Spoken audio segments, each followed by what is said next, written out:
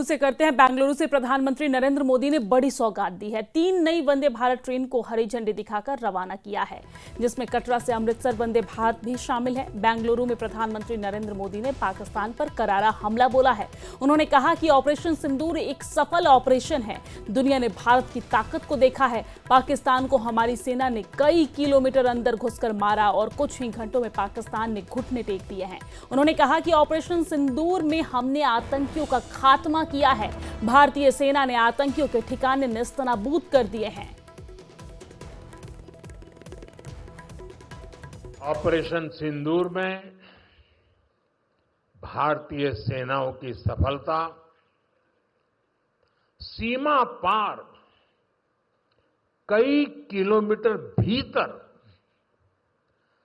आतंकवादी ठिकानों को नेस्त नाबूद करने की ताकत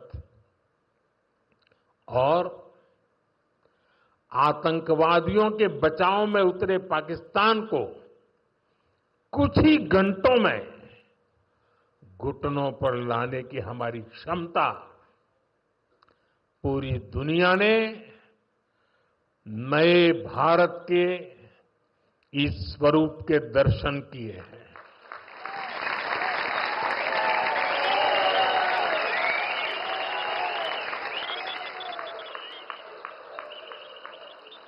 ऑपरेशन सिंदूर की सफलता के पीछे बहुत बड़ी वजह हमारी टेक्नोलॉजी और डिफेंस में मेक इन इंडिया की ताकत है